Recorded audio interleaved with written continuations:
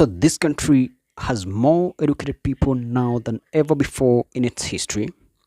But despite that kind of education, it still puzzles me how this country is still deep rooted in primitivity and hooliganism.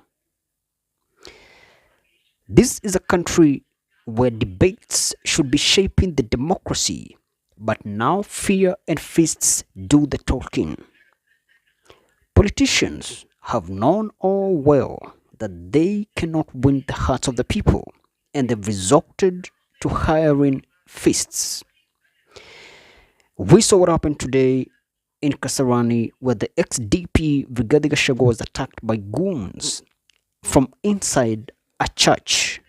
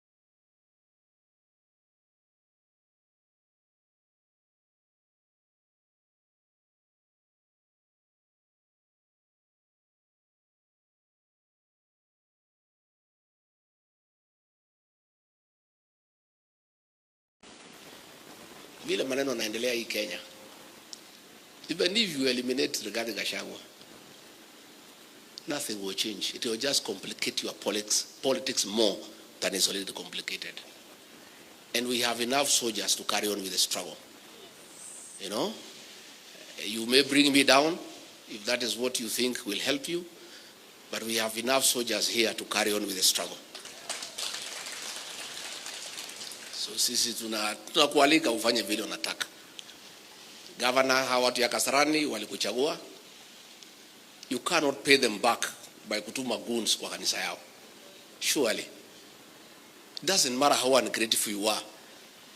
If nothing else, watu ya Kasarani governor walikupigia kura. Walikupatia mamlaka. How can you send goons in their church when they are raising funds for the completion of their church? It's very insensitive, it's very unkind, and it's something that we don't understand. But doesn't matter dire, kwa hivyo hatuwezi tishu. Na chama yetu iko tayari mwezi ya 5. Sawa sawa? Mnangoja chama yetu?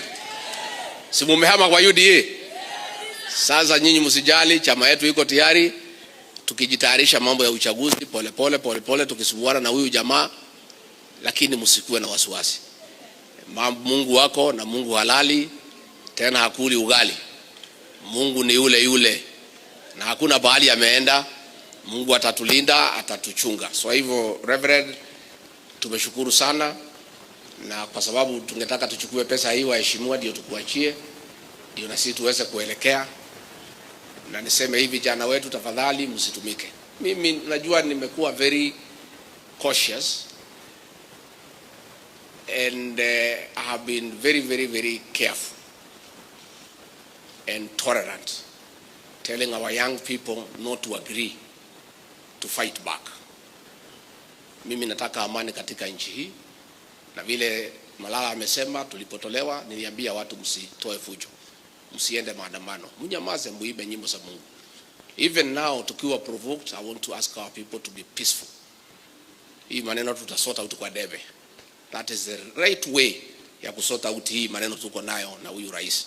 Tutasota out kwa debe. Nyinyi mtulie, don't be provoked, don't revenge, don't fight back. wacha tu atuchokore, wacha afanye vile anataka, but I want to ask our people to remain peaceful, to remain obedient to the rule of law, and even if we are provoked, we try to contain ourselves, na Mungu atatusaidia. This is not a random case in this country. This is the norm, and this the modus operandi of the politicians in this country. They move around with goons and hooligans to disrupt meetings, political rallies, and even religious proceedings or religious gatherings. And that is just one of them. This is not a random case. This is a playbook. And this is what the politicians have been doing since time immemorial. And it just grieves me that in this day and age, we're still behaving so primitive. We're still carrying along such hooliganism despite the education that we claim as a people. And this country is slowly but surely becoming a goon country. You guys have been saying what's been happening lately in the political rallies.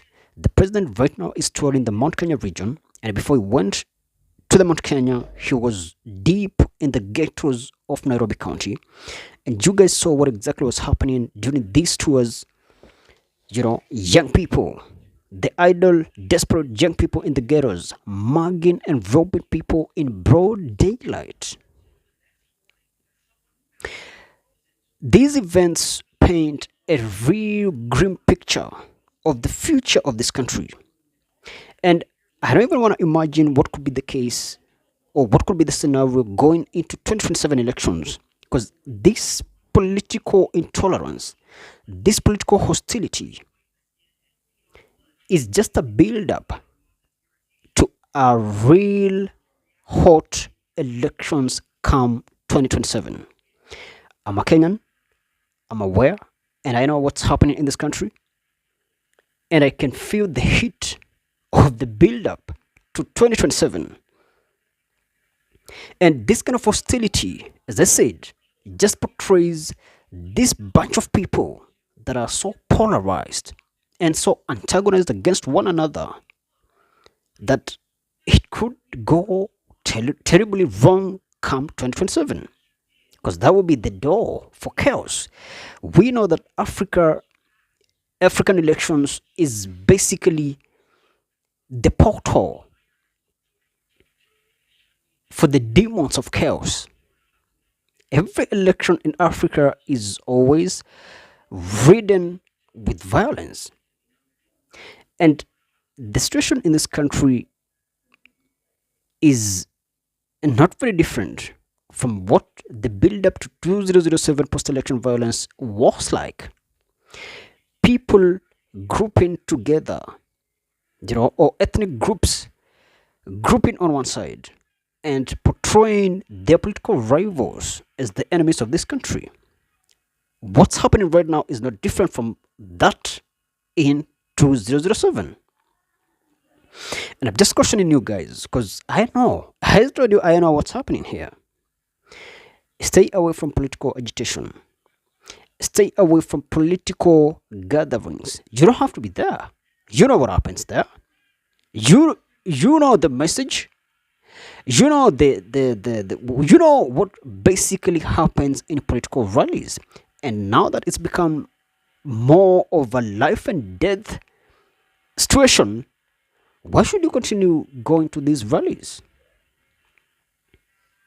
For me, I don't move a finger. Even if the president comes how close to where I live, I cannot go out. I don't go to political rallies. I know what's happening in the country. I read and educate myself on the events of the day.